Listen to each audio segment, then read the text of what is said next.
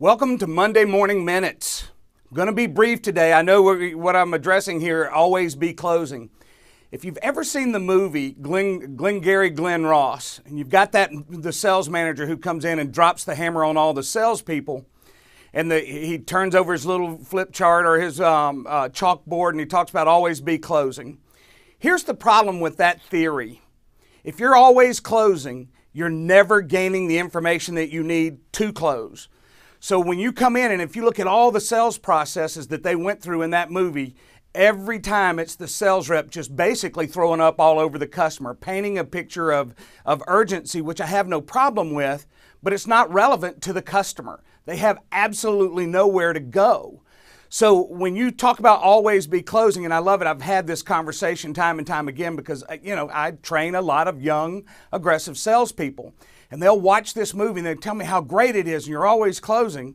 The problem is, ladies and gentlemen, is this. If you're always closing and you're never spending time with that customer to find out what it is or find the avenue to truly make sure that your product's going to provide the value that they're expecting, you're not going to know how to overcome objections. You're going to be lost in the fog.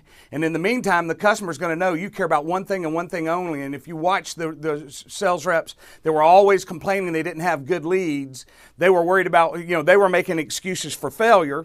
Whereas on the other hand, if I was given feedback, because this is the second episode of handling feedback, I would talk to that sales manager. It's great that you can come in and tell somebody close, close, close, always be closing. I didn't see him demonstrate. I didn't see him role play with those representatives to ever help them.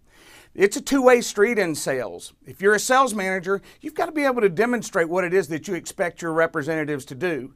If you're a salesperson, quit making excuses. Yes, there are such things as bad leads. There are. So demonstrate, go out, do your thing, bring your sales manager with you with those, quote, bad leads, and let them see what you're doing in your sales process, and then they'll realize, hey, we're giving you junk.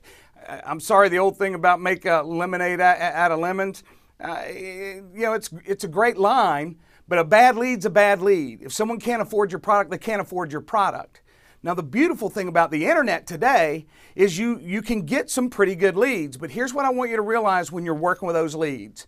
Never assume that they've told you the truth when they were going through the survey. You've got to start at zero when you start interacting with that customer. Make sure, verify the information that you have. And I'm not saying go down the questions and go, you said this, you said this. I want you to have a conversation with that customer. Then you'll know, did they lie? You'll learn an avenue to go, and then you can always close. Now, I will say this. I would much rather someone always be closing as never close, because so many times, and there's a lot of salespeople that I've worked with through the years, they couldn't close a door. They'll talk a customer to death. They'll never ever ask them because of the fear of rejection, of the customer saying no. If you've done your homework and you've done it well, there's no problem closing. It's a natural flow to get that customer to say, absolutely. Or they'll start saying, hey, I need to talk it over with my wife. That's when you get into objection handling. Now, I appreciate you attending today for Monday Morning Minutes. I hope you have a wonderful week.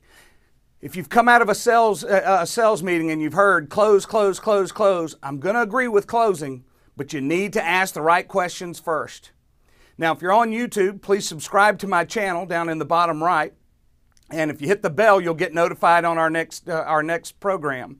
Tomorrow, we're going to be handling Sales Talk Tuesday. That program's about an hour. We're going to talk about different things, probably more along the lines of handling objections and the questions that you should ask. I look forward to seeing you tomorrow.